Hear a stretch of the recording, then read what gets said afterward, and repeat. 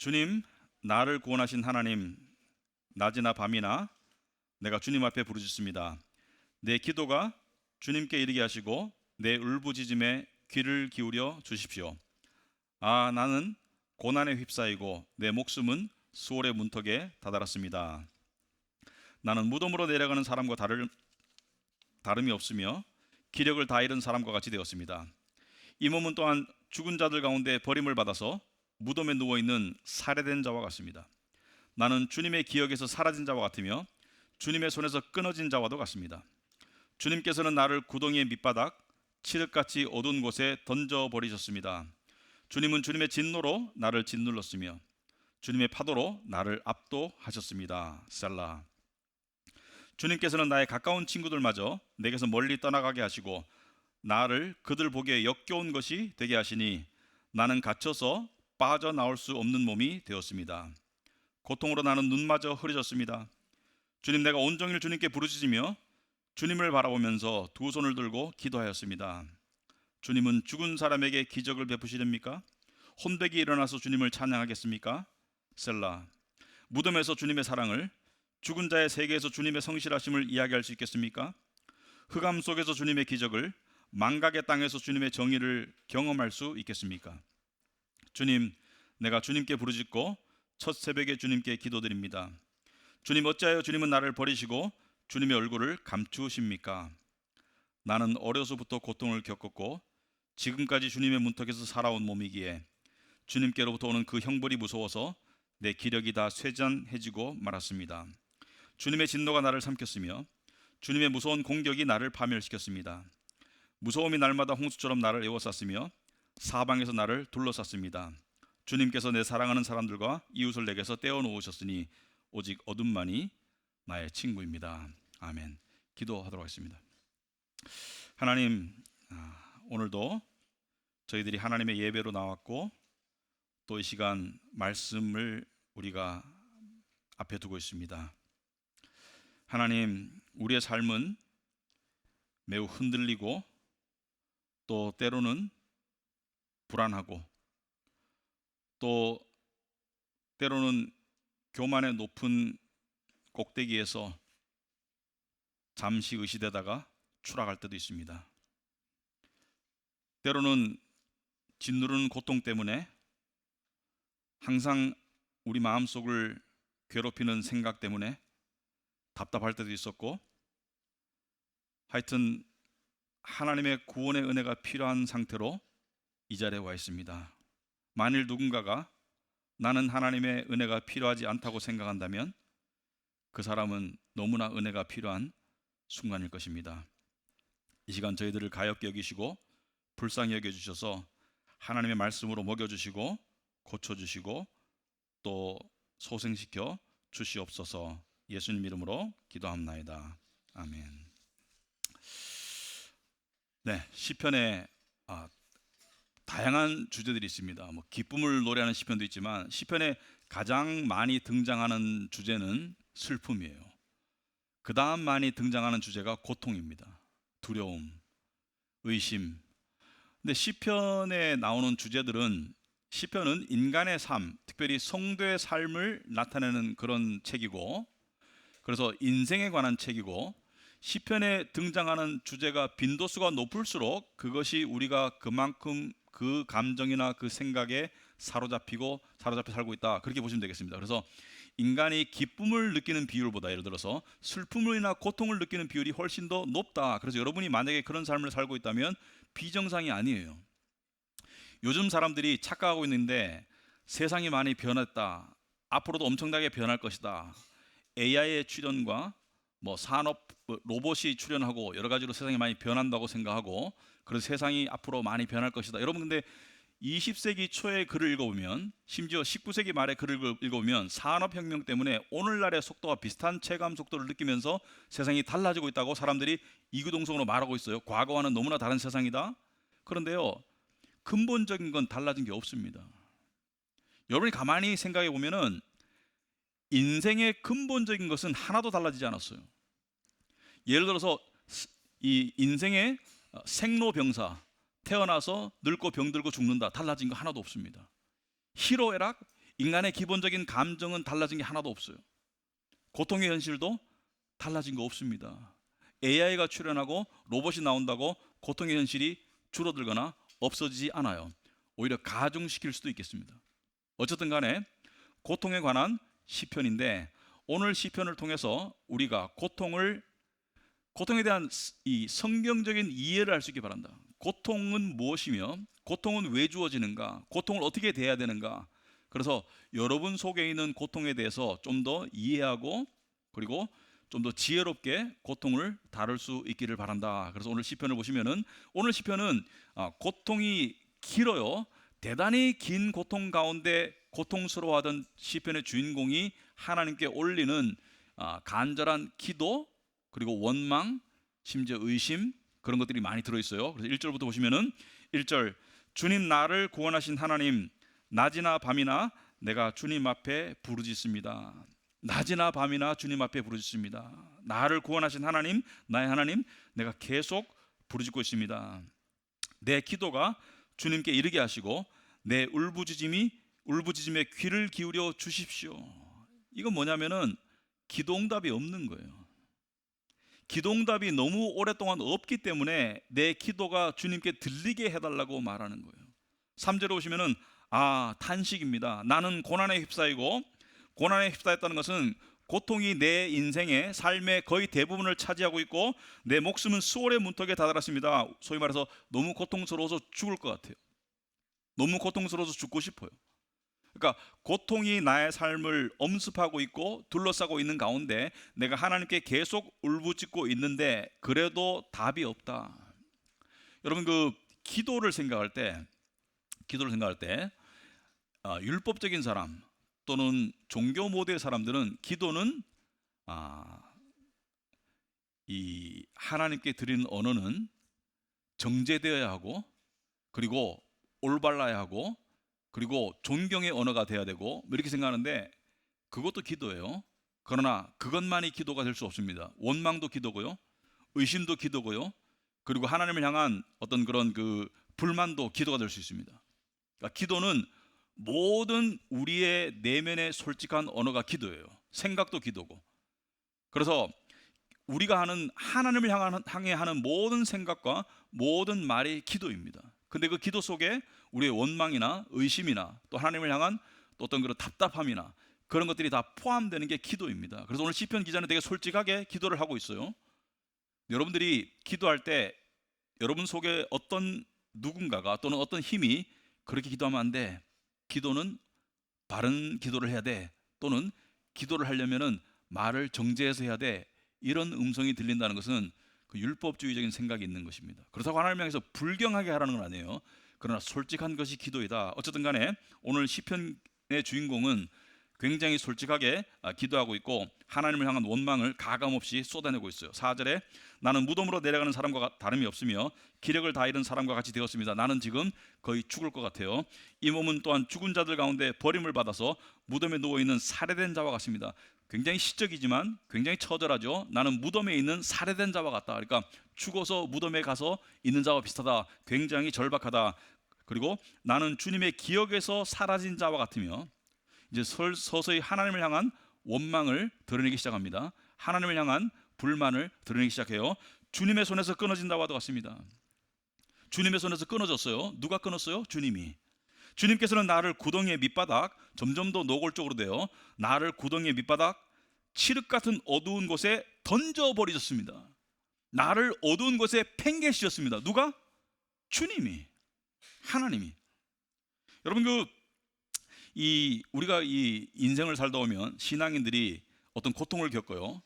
고통을 겪을 때 그 고통은 주로 상황이나 사람을 통해서 주어집니다. 힘든 상황 또는 힘든 사람을 통해서 고통이 주어지는데, 제대로 된 신앙인은 하나님의 절대 주권을 믿기 때문에, 모든 것이 하나님의 통치와 통제 아래에 있다는 것을 믿기 때문에 궁극적으로 이게 누구에게서 왔다고 결론에 도달할까요? 하나님께로부터.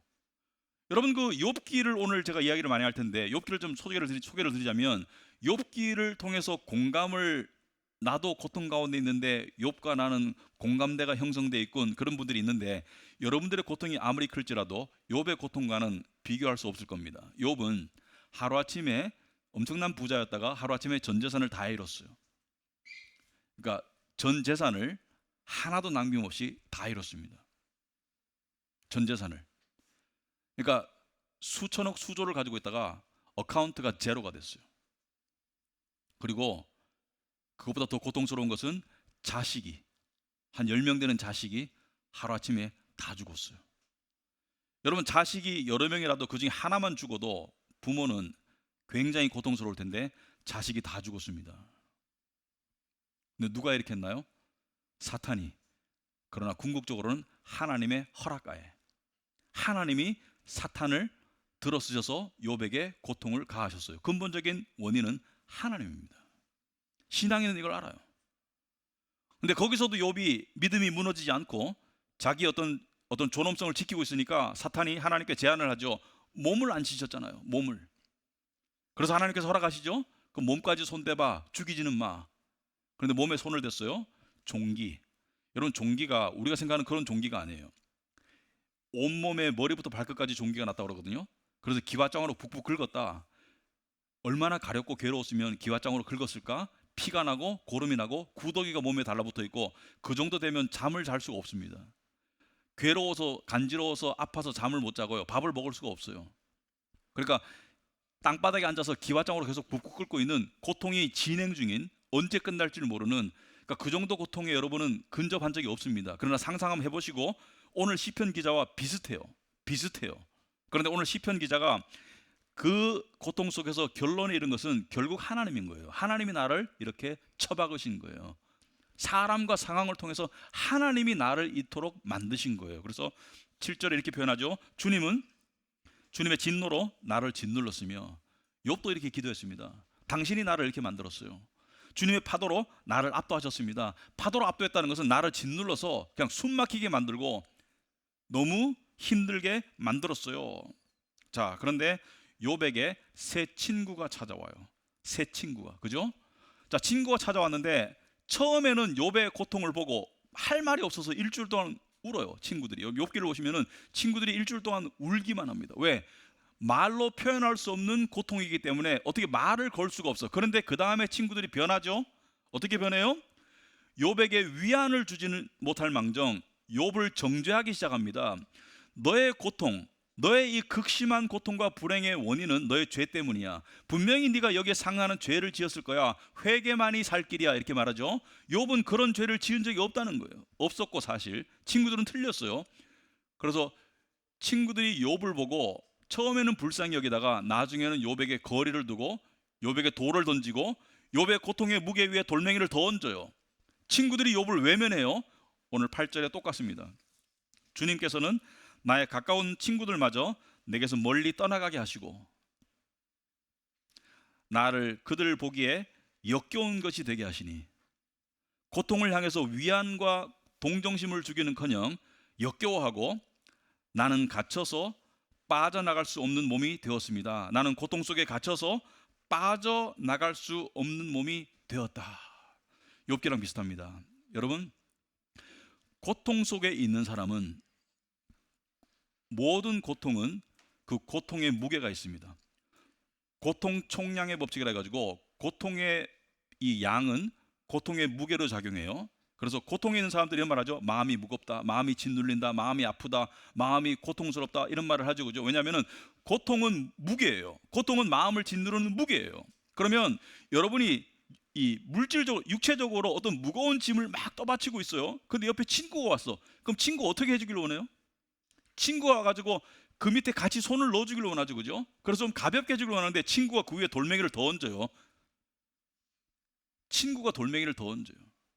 친구가 손을 넣어주길 원하는데. 그래서 고통 가운데 있는 사람은 가까운 사람들로부터 두 가지 방식으로 위안을 얻으려고 해요. 고통으로서도 벗어나려고 해요. 첫째는 공감을 원합니다. 공감. 다른 말로 동정심을 원해요. 그래서 고통 가운데 있는 사람들 중에 어떤 사람은 만나는 사람마다, 가까운 사람 만나면은 자기의 고통을 계속 얘기해요. 그건 뭐냐면은 고통을 얘기하면 상대가 공감을 해주잖아요. 그 공감은 마음으로 손을 내미는 거예요. 그러면 무게가 가벼워집니다. 이 인간의 본능이에요. 공감을 통해서 내 고통의 무게가 가벼워져요. 자기 연민을 나누고 나는 고통스러워, 나는 불쌍한 사람이야, 나 힘들어. 그럴 때 상대가 너 정말 힘들구나, 너 정말 아프겠구나, 너 정말 무겁겠구나 라고 공감해주면 마치 손을 넣어서 같이 그 무게를 받쳐주는 듯한 그런 느낌이 들고, 그래서 고통의 무게가 감량됩니다. 공감은 고통의 무게를 감량시켜요. 그런데 이게 계속될까요? 계속 안 됩니다. 그래서 이거를 계속 시도하면 내 고통에 포커스를 꽂혀가지고 남의 만나는 사람에게 계속 자기 고통을 반복적으로 이야기하면 그 상대방은 어떻게 되는 줄 아세요? 나중에는 손을 뺍니다. 그리고 냉담하게 돼요. 왜? 그게 부담스러운 거예요. 그게 힘든 거예요.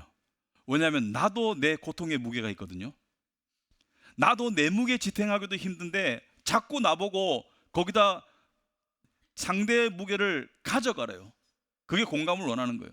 내 무게도 힘들어 죽겠는데 자꾸 가져가래요. 한두 번은 되는데 계속 만날 때마다 그렇게 하면, 여러분 그런 사람 있어요. 주위에 보면은 만날 때마다 자기 고통의 이야기를 하는 사람이 있어요. 자기 아픔을 이야기하는 사람이 있어요. 그리고 공감을 원해요. 그런데 한두 번은 돼요. 서너 번은 될 수 있어요. 그런데 계속 원하잖아요. 그럼 거리 두기를 할 수밖에 없어요. 왜? 내 무게도 힘들어요. 그리고 냉담해집니다. 그러면 그렇게 시도하던 사람이 이렇게 생각합니다. 저 친구가 나를 버리는구나. 고통이 더 가중됩니다. 계속하면 고통이 더 무거워져요. 두 번째, 고통에서 벗어나는 법이 이것입니다. 가까운 사람에게 분노를, 화를, 짜증을 내는 것. 여러분 고통 때문에 무거워요. 마음이 무거워요. 그럴 때 그 고통 때문에 그 화가 나고 짜증나는 마음을 분노로 표출하잖아요. 근데 상대가 받아주면 일순간 약간 마음이 후련해집니다. 고통이 가벼워질 수 있어요. 그런데 화를 두 번, 세 번 내면 상대도 어떻게 될까요? 그 화를 받아줄까요? 같이 화냅니다. 또는 차단해버려요. 너 만나니까 화내네? 차단해버려요. 식구도 차단합니다. 그럼 어떻게 돼요? 그 화가 자기한테 고통으로 더 쌓여요. 그러니까 둘 다가 계속하면 고통이 더 가중되지, 고통이 경감되지 않아요. 자, 그런데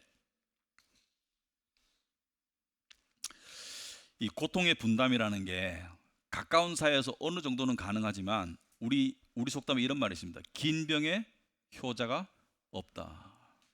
부모를 아무리 공경하는 사람도 부모가 긴 병을 앓고 있으면서 계속 자식에게 고통 분담을 요구하면 자식도 나중에 효자가 안 된다는 거예요. 자식도 부모와 거리두기를 하게 된다는 것이 긴 병에 효자 없다. 그리고요, 이 부모 자식 간이나 부부 간에도 자기가 겪는 고통을 분담해 달라고 무게를 전이시키려고 계속 이야기해 보세요. 한번 계속 자기의 고통을 한번 이야기해 보고 자기 고통만을 이야기해 보세요. 남의 고통엔 관심 가지지 말고 한번 이야기해 보면은 어떻게 될까요? 사이가 좋아질까요? 사이가 멀어질까요? 여러분 인간은 하나님이 아니에요. 인간은 한계가 있어요. 근데 무한대로 계속 고통을 분담해 달라고 전이시키려고 하면 점점 더 부담스러워져서 나도 모르게 점점 더 벽이 쌓이게 되고 점점 더 자기 보호 본능으로 들어가고, 그래서 고통 전이가 안 돼요. 안 되니까 그것을 전이시키려던 사람은 또 화가 나는 거예요. 미운 거예요. 왜? 그만큼 위로를 못 해주는 거예요. 근데 나는 해줄 만큼 한 거예요. 더 이상 못 하겠는 거예요. 그러니까 관계가 안 좋아집니다. 그럼 어떻게 해야 되느냐? 그건 좀 이따 얘기할게요. 자, 욥의 경우 욥은 새 친구가 찾아왔습니다. 엄청나게 고통스러울 때 새 친구가 찾아왔어요. 자, 욥의 마음은 위안을 얻고자 하는 게 인간의 본능이라면 새 친구가 어떻게 해주기를 바랬을까요? 공감해주고 그 불행에 함께 아파해주고, 그리고 자신이 떠받치고 있는 엄청난 무게의 고통을 그들이 함께 들어주는 고통의 무게의 전이가 이루어지기를 욥도 바랬어요. 인간이니까. 그런데 욥의 친구들은 전혀 그렇게 해주지 않았습니다. 왜 그럴까요? 자, 이 모든 것의 총 지휘자는 누구예요? 하나님입니다. 하나님이 욥에게 고통을 발생시켰고요. 하나님이 욥에게 엄청난 질병이 발생되도록 했고요. 욥의 친구들도 왔는데 욥의 친구들이 욥에게 아무런 위안이 되지 못하는 그 일조차도 하나님의 주관 아래 있는 거예요. 근데 왜 욥에게 아무런 위안이 주어지지 않도록 만들었을까? 하나님이 욥을 미워했었을까? 오늘 시편 기자처럼 친구들도 다 나를 버렸다. 하나님이 이 시편의 주인공을 미워하셨을까? 아니죠. 사랑하셨습니다. 하나님이 욥을 사랑하셨어요. 그런데 왜 하나님께서는 엄청난 고통의 무게를 욥에게 지워놓고 난 다음에 친구들이 와서 위안도 못 받도록 전부 다 차단했을까? 오히려 친구들이 욥을 정죄하고 비난함으로 말미암아 그 고통 위에 돌멩이를 더 얹어서 고통의 무게를 더 가중하도록 만들었을까? 왜 그러셨을까? 사랑의 하나님인데 왜 그러셨을까? 여러분, 이거를 이해를 해야 돼요. 왜 그러셨을까? 왜 주변 사람들에게도 내 고통이 전이되지 않도록 하나님은 막으시는 것일까? 왜 내가 가까이 하는 내 가족이, 내 교회 식구가 나의 고통에 공감해 주다가 더 이상 공감을 안 해주는 것일까? 못 해주는 것일까? 왜 막으시는 것일까? 20세기 초에 그 프랑스의 그 아주 부잣집에서 태어난 이 시몬 베유라는 여자가 있었습니다. 프랑스에서. 근데 오빠도 대수학자예요. 그러니까 세계적으로 이름을 날린 수학계 거성이고 굉장히 똑똑한 집안에 태어난 여자인데 이 여자가 34살에 죽습니다. 근데 그 이야기를 하고 싶진 않고 궁금하면 찾아보세요. 시몬 베유. 그런데 이 여자는 책을 쓴 적이 없어요. 근데 이 여자가 가톨릭 신자였는데 제가 보기에는 거듭난 신자였을 것 같아요. 읽어보면. 근데 신부님과의 편지 또는 자기가 어떤 기록한 노트 이런 걸 가지고 주변 사람들이 나중에 사후에 책을 만들어내요. 근데 책이 여러 권 나옵니다. 왜냐하면 글이 굉장히 깊어요. 그 중에 한 책이 되게 유명한 책인데 중력과 은혜라는 책입니다. 중력과 은혜, Gravity and Grace. 섣불리 사지 마세요. 제가 이야기했다고. 여러분 읽고 저 원망할 수 있어요. 첫 페이지 읽고 난 다음에. 그런데 나는 나를 한번 도전하고 싶어, 사세요. 여러분의 어떤 지적 능력을 한번 도전하고 싶어, 테스트하고 싶어, 사세요. 실망할 거예요. 어쨌든 간에 이 책에서 이렇게 말했습니다. 여자가 위안이 없는 고통을 겪어야 한다. 위안이 있어서는 안 된다. 위안을 생각할 수조차 없어야 한다. 그때야 비로소 형용할 수 없는 위안이 내려온다. 위안이 없는 고통을 겪어야 한다. 위안이 있어서는 안 된다. 위안을 생각할 수조차 없어야 된다. 그때야 비로소 형용할 수 없는 위안이 내려온다. 앞의 위안은 인간의 위안입니다. 뒤의 위안은 하나님의 위안이에요. 자, 이 말의 뜻을 욥기를 빗대서 설명하자면 욥에게는 인간의 위안이 주어지지 않았습니다. 친구들로부터 위안이 주어지지 않았어요. 그런데 욥은 결국 마지막에 하늘로부터 형용할 수 없는 위안을 받게 되죠.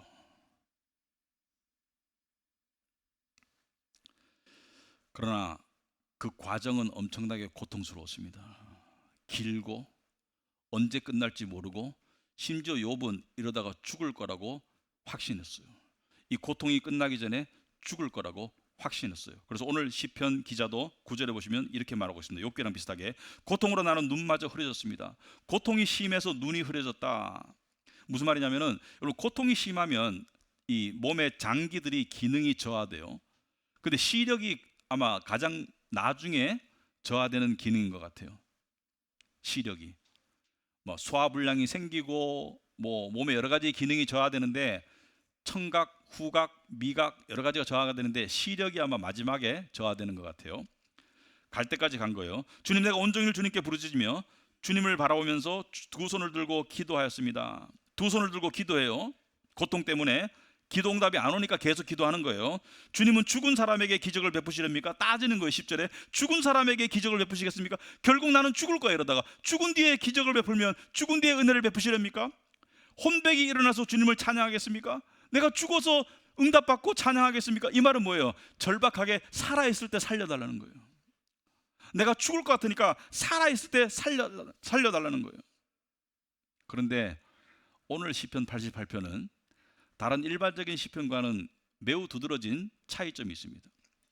다른 일반적인 시편은 그것이 두려움에 관한 것인지 슬픔에 관한 것인지 고통에 관한 것인지 대부분 끝에 소망으로 끝나요. 기도 응답으로 끝납니다. 또는 응답의 확신으로 끝납니다. 믿음의 확신으로 끝나거나 소망에 찬 그런 하나님을 다시 찬양할 것이다, 나는 다시 일어날 것이다, 그런 걸로 끝나는데 오늘 시편은 그렇게 안 끝나요. 오늘 시편은 절망과 고통으로 끝나요. 고통으로 시작했다가 고통으로 끝납니다. 마지막 17절과 18절 한번 볼까요? 두 절을. 무서움이 날마다 홍수처럼 나를 에워쌌으며 사방에서 나를 둘러쌌습니다. 이게 끝에서 두 번째 절이에요. 고통이 끝나지 않았어요. 여전히 무섭고 여전히 홍수에 둘러싸이고 여전히 힘들어요. 18절에 주님께서 내 사랑하는 사람들과 이웃을 내게서 떼어놓으셨으니 가까운 사람들도 다 거리 두기를 시작했어요. 나 혼자 남았어요. 위안이 없어요. 오직 어둠만이 나의 친구입니다.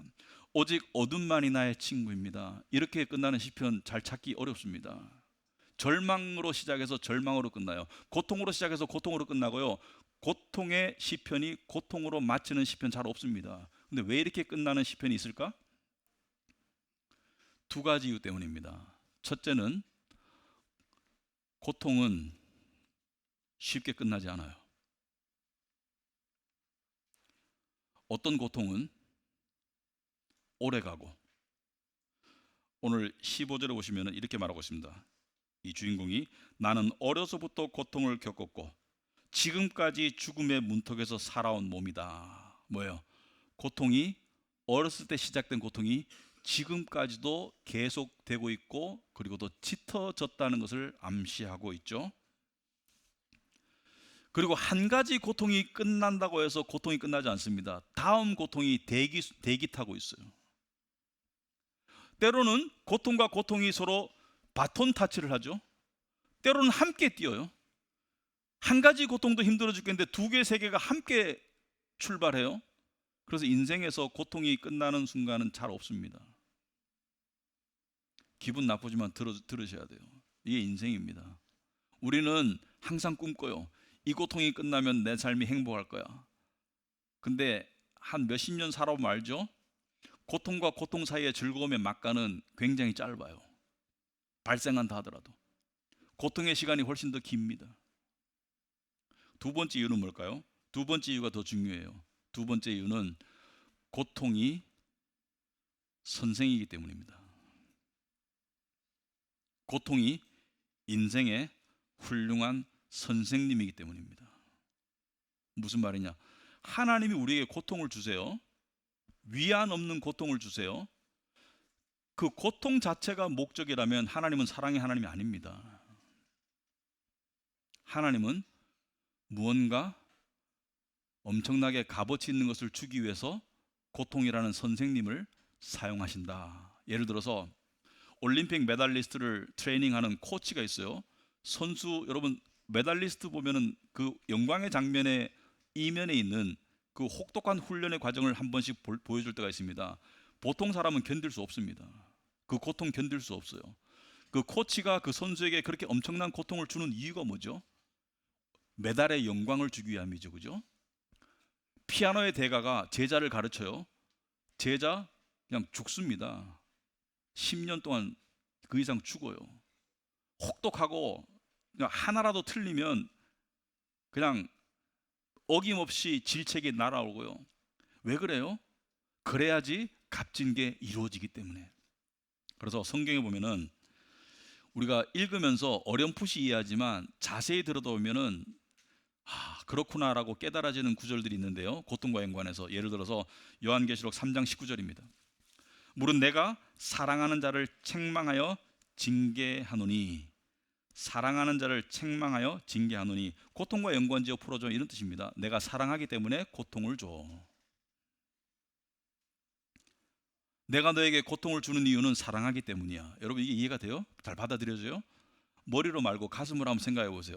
나에게 고통이 주어지는 이유가 하나님 나를 사랑하시기 때문이야. 여러분 우리는 이렇게 말하기 쉽죠. 하나님께서 나에게 큰 복을 주셨어. 세상적으로 날 사랑하시기 때문에. 그게 아니라니까요. 성경에는 그런 구절이 없어요. 성경에서는 사랑하기 때문에 고통을 주셔.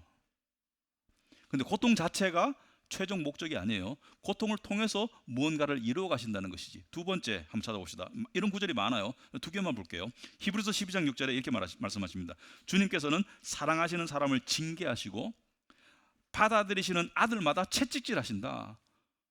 여러분 이게 무슨 뜻이냐면은 고통이라고 고통의 연관적 풀어오면 사랑하는 하나님께서 나는 사랑하는 자식이라서 고난으로 고통스럽게 한다, 그런 뜻입니다.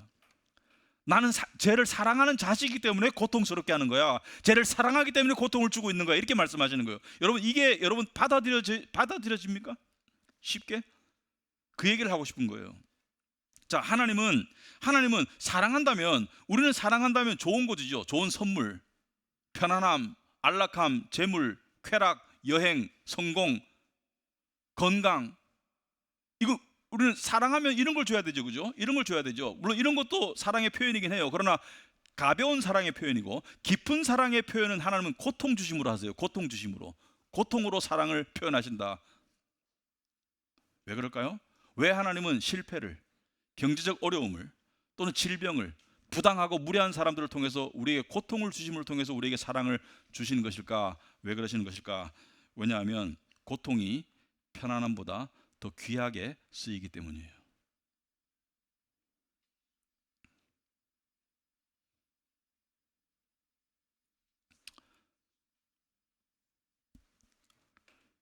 매우 값진 기술이나 또는 성품은 반복 학습이 없이는 이루어지지 않습니다. 그러니까 고통이 계속 찾아오는 거예요. 고통의 시간이 긴 이유가 거기에 있습니다. 깊어지는 이유가. 그러면 하나님께서는 어떤 것을 우리에게 주시기를 원하시는가? 대표적인 것을 두 개를 말씀드려 볼게요. 첫째는 겸손입니다. 고통은 겸손을 가르칩니다. 인간은 절대로 스스로 겸손해지지 않습니다. 절대로. 겸손한 척은 할 수 있어요. 겸손한 척까지는 할 수 있어요, 인간이. 왜? 공격 안 받으려고, 존경받으려고. 그러나 진정한 겸손은 인간 스스로는 절대로 못 만들어냅니다. 인간은 본능이, DNA가 기초값이 교만이에요. 자기 영광 추구고. 사도 바울이 고린도서 12장 이렇게 말하고 있습니다. 내가 받은 엄청난 7절에 계시들 때문에 사람들이 나를 과대평가했는지도 모릅니다. 사도 바울은 엄청난 존경을 받았어요. 왜냐하면 기적과 이적을 행하고 여러 가지 가르침이 뛰어나고, 그러므로 내가 교만하게 되지 못하도록 다른 말로 하면 겸손하게 만들도록 하나님께서 내 몸에 뭘 주셨어요? 가시를 주셨습니다. 가시가 고통이에요. 가시를 주셨습니다. 그것은 사탄의 하수인이라고 할 수 있는데, 마치 사탄이 욥을 괴롭히셨듯이 사탄을 통해서 주셨지만 하나님이 주신 거예요. 그것으로 나를 치셔서 나를 하여금 교만해지지 못하게 하시려는 것이었습니다. 때로는 실패로, 때로는 질병으로, 때로는 부당하고 억울한 그런 상황 속에서 힘든 사람을 통해서, 때로는 탐심을 통해서 우리를 치세요. 나는 이것을 내게서 떠나게 해달라고 주님께 3번이나 간청하였습니다. 그러나 떠났어요, 안 떠났어요? 안 떠났습니다. 안 떠났어요. 왜? 겸손은 하루아침에 이루어지지 않고, 이루어지더라도 경로를 이탈하기가 쉽기 때문에 하나님은 사도 바울이 죽을 때까지 이 특별한 고통은 떠나지 않게 하셨어요. 두 번째 이유, 고통은 타인과의 연대와 사랑을 가르칩니다. 여러분, 세상에 하나 되면 제가 좀 냉소적으로 이야기해 볼게요. 대부분 공동의 목표와 취미나 그런 것을 통해서 서로를 이용하기 위해서 만들어진 거예요. 직장, 사업, 그리고요 서양 사람들이 부르는 사랑이라는 연인 관계, 조금 냉소적으로 한번 이야기해 볼까요? 이야기하자면은 상대의 외모를 내가 누리고 싶은 거예요. 상대와 함께 내가 즐겁고 싶은 거예요. 외로우니까 상대가 필요한 거예요. 또 나의 체면을 세워주는데 상대가 필요한 거예요.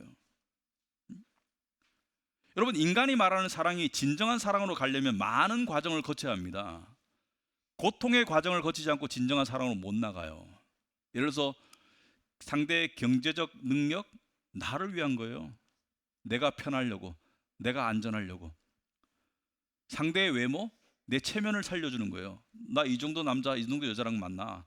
그리고 나의 쾌락을 위한 겁니다. 육체적인 만족을 위한 거예요. 조금 냉소적으로 보자면은. 그런데 이러한 연대 관계는 나의 이익에 부합하지 않으면 다 깨집니다. 경제적 연대 관계, 경제적 목표의 그 이익이 깨어지면 그냥 끝나는 거예요. 취미 관계에 대한 그 나의 어떤 만족도가 떨어지면 깨어지는 거예요. 여러분, 취미 동호회에서 어떤 사람이 아파서 못 나가요? 관계 깨집니다. 그런데도 계속되는 관계가 있으면 그 진짜 연대 관계예요. 여러분, 그 연애하다가 헤어지죠. 왜 헤어지나요? 실증 나서, 더 나은 사람이 나타나서. 그러니까 제품인 거야. 제품 상대가. 좀 시니컬하게 얘기하자면 제품이었던 거예요. 진정한 연대 관계가 아니라 제품이었던 거예요. 뭐 몸이 붙고 마음이 붙고 이게다가 상대를 통해서 나의 만족을 추구하기 위한 제품이었던 겁니다. 기능성에 포커스를 맞춘 거예요. 그거는 하나님이 말씀하시는 연대가 아니에요. 그런데 고통은, 고생은 그것을 함께하는 구성원들에게 진정한 연대를 만들어냅니다. 세상에서도 예를 들어서 군대 생활을 같이 했다. 힘든 군대 생활을. 심지어 전쟁터에 나갔어요. 죽음의 고비를 같이 넘겼어요. 그 사람들은 세상 사람들이 이해할 수 없는 연대감이 있습니다. 그래서 베트남 전쟁에 함께 참전했던 사람들이 죽을 때까지 정말 서로를 형제처럼 여기고 그렇게 하는 그런 모습을 보죠. 왜 그러냐면 그 고통 속에서 형성된 연대감이 평생을 가고 있는 거예요. 그런데 우리 믿는 자들에게 그럼 어떻게 연대감을 주는가? 고통은 사람을 겸손케 하죠. 어떻게? 부숴서. 내가 단단한 자아가 있어요. 돌멩이 같은. 근데 고통은 그것을 부숴요. 그래서 우리가 부서지도록 만들어요. 근데 부서지도록 만드는 그 자체가 목적이 아니에요. 하나님이 왜 우리를 부수시는가를 알아야 됩니다. 부수시는 이유가 있어요. 왜 하나님께서 상하고 통회하는 심령을 기뻐하시는가? 상하고 통회하는 심령을 고통에 빗대어 말하자면 고통으로 부서지는 마음을 말해요. 부서지는 마음끼리 모여서 하나가 될 수 있는 거예요. 돌멩이끼리는 하나가 안 됩니다. 부딪히기만 하지. 나라는 자아가 시퍼렇게 살아있는 사람들은 하나가 될 수 없습니다.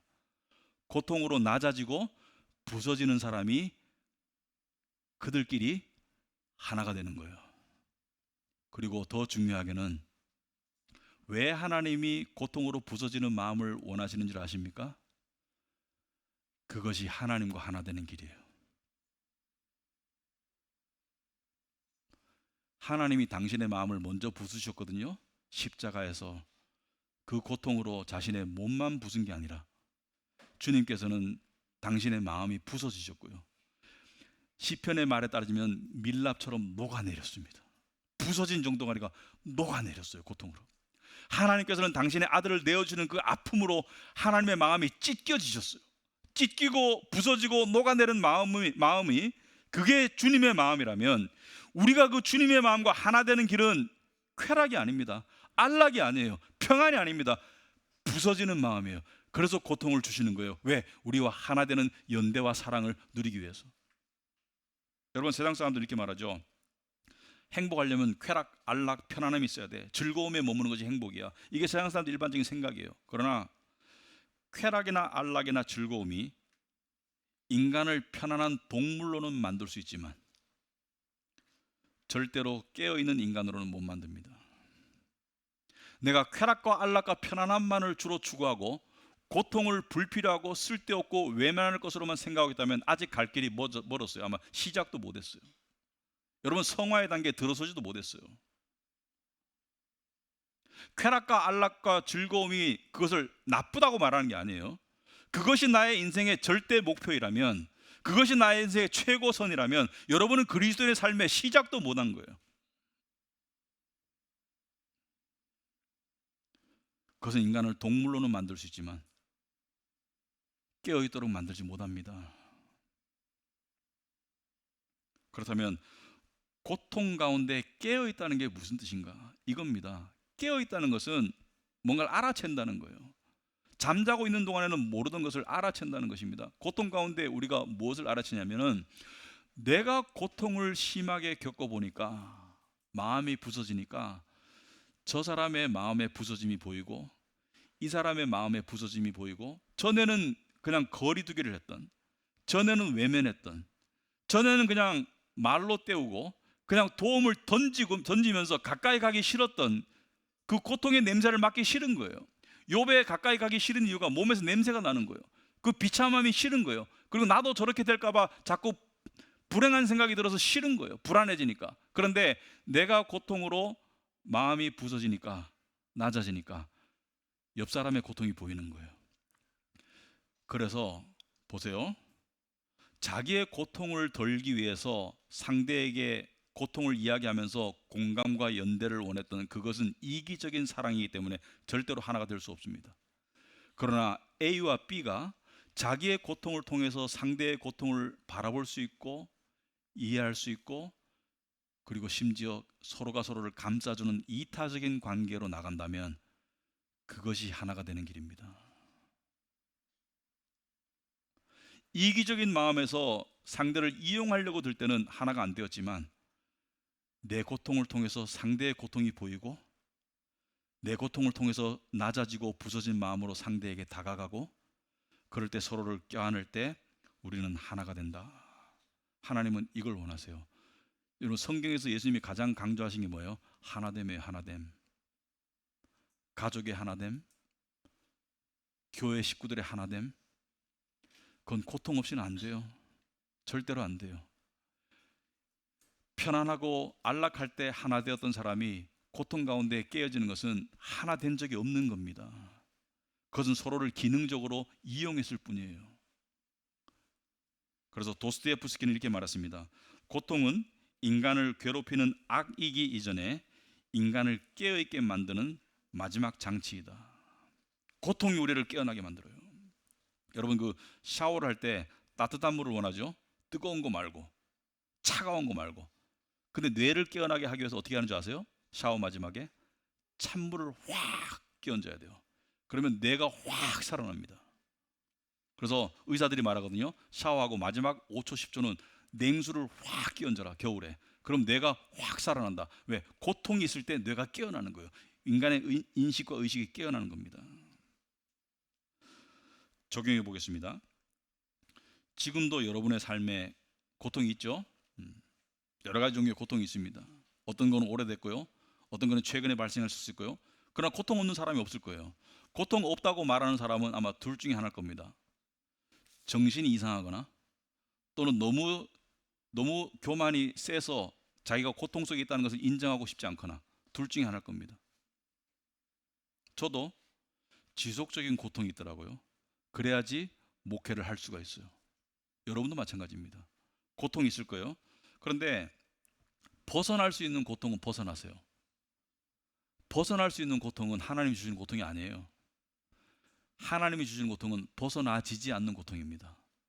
그렇다면 벗어나지지 않는 고통 속에서 고통을 나쁜 것, 부정적인 것, 싫은 것으로만 치부하고 벗어나려고 해보세요. 그러면 덫에 걸린 짐승이 덫에서 빠져나오려고 하다가 계속 덫이 더 깊숙이 박히고 계속 아프고 계속 부서지고 자기 고통이 심화될 겁니다. 그럼 어떻게 해야 되느냐? 고통을 데리고 사는 법을 배워야 합니다. 그리고 고통이 선생님이라는 것을 인정한다면 하나님께, 하나님, 이 고통을 통해서 저에게 가르쳐 주시려고 하는 것이 무엇인가요? 이 고통을 주신 하나님의 선하신 뜻이 무엇인가요? 이 중요한 질문을 할 줄 알아야 돼요. 그리고 섣불리 주변 사람들의 위안을 구하려고 자꾸 내 고통 이야기하고 공감을 원하고 만나는 사람마다 자꾸 내 아픔을 이야기하고 괴롭히고, 그렇게 하지 마세요. 사람 떠나요. 응? 그렇게 하는 사람들 있는데 하지 마세요. 그렇게 하면 절대로 고통이 줄어들지 않습니다. 상대를 힘들게 만들고 나도 힘들어져요. 적당한 위안은 좋아요. 그러나 사람의 위안이 절대성을 못 가집니다. 어디를 가야 돼요? 하나님, 이 고통의 원인과 이유를 모르겠지만 힘들어요. 살려주세요. 깨닫게 해주세요. 그렇게 긴 세월을 보내다 보면 욥기 42장 5절에 욥이 이렇게 고백합니다. 주님이 어떤 분이시라는 것을 지금까지는 제가 귀로만 들었습니다. 그러나 이제는 제가 제 눈으로 주님을 뵙습니다. 여러분, 고통이 우리에게 줄 수 있는 최고의 선물이 이겁니다. 고통이 우리에게 줄 수 있는 최고의 선물은 이 세상의 무엇이 아니라, 고통을 겪기 전에 욥은 주님을 귀로만 들었어요. 무슨 말이냐면 머리로 이해했어요. 머리로는 알았어요. 그러나 이제는 그 주님의 형용할 수 없는 그 살아계신 실체와 임재가 제 안에, 제 존재의 뿌리를 흔듭니다. 제가 주님을 이제 느낍니다. 제가 주님을 체험합니다. 여러분, 신앙인이라면 적어도 일생에 한두 번, 세 번은 이런 체험이 있어야 돼요. 이런 체험이 있어야 돼요. 있었으면 또 있기를 바랍니다. 고통이 우리에게 줄 수 있는 최고의 선물은 다른 무엇도 아닌 하나님입니다. 하나님을 깨닫는 것, 하나님을 만나는 것. 요즘 많은 그리스도인들이 이렇게 얘기해요. 옛날에 하나님이 가까웠는데 지금은 하나님이 가까이 안 느껴져요. 혹시 고통을 낭비하고 있는지 자문해 보시기 바랍니다. 혹시 세상의 문화와 편승해서 고통을 나쁜 것으로, 부정적인 것으로만 취급하고 있는지, 그리고 하나님을 향해서 고통 때문에 하나님을 원망만 하고 있는지, 아니면 해야 할 질문을 할 상황에 도달했는지 낮아져서 저는 죄인이기 때문에 이보다 더한 형벌도 받아도 싸지만 이 고통 가운데 있게 하신 이유가 뭡니까? 라고 물어보실 수 있기 바랍니다. 그럴 때 하나님이 여러분을 불현듯 찾아오실 거예요. 그런 역사가 우리 교회 식구들 가운데 저에게 있기를 축원합니다. 기도하겠습니다. 하나님 아버지, 참으로 저희들을 향한 하나님의 사랑에 감사를 드립니다. 고통을 징그러워하고 싫어하고 역겨워하고, 그리고 하나님을 향해서 고통이 나를 향한 사랑이냐고, 고통을 가져가 주시는 것이 사랑 아니냐고, 고통을 왜 주셨냐고, 왜 이렇게 오랫도록 고통스럽게 만드시냐고 그렇게 항변하는 모습에서 마치 욥처럼 내가 이 긴 터널을 지나면 정금같이 나올 거라는 그런 믿음으로 나아갈 수 있도록, 믿음의 고백으로 나아갈 수 있도록 주님 도와주시옵소서. 그리고 고통을 통해서 겸손을 가르쳐 주시는 주님의 뜻을 우리 안에 이루어 주시고, 고통으로 우리 마음을 부술 때 우리가 저항하면서 똘똘 뭉친 교만으로 저항하는 것이 아니라 그저 십자가를 바라보고 부서질 수 있도록, 눈물 흘릴 수 있도록, 하나님 앞에 매달릴 수 있도록 주여 주여 도와달라고 간절히 매달릴 수 있도록 주님 도와주시옵소서. 그래서 껍데기의 신앙생활이 아니라 참 신앙생활로 나아갈 수 있도록 주님 도와주시옵소서. 저희들이 얼마나 교만한지 깨우쳐 주시옵시고, 얼마나 세속적인 생각으로 똘똘 뭉쳤는지 깨우쳐 주시옵시고, 얼마나 자기중심적이고 이기적인지 깨우쳐 주시어서 내 고통을 통해서 주변 사람들의 고통을 볼 수 있는 그런 사람이 될 수 있도록 주님 도와주시옵소서. 그리고 더 나아가서 내 고통을 통해서 나의 고통과 비교할 수 없는 십자가의 고통을 볼 수 있도록, 조금이라도 볼 수 있도록 하나님 은혜 베풀어 주시옵소서. 예수님 이름으로 기도합나이다.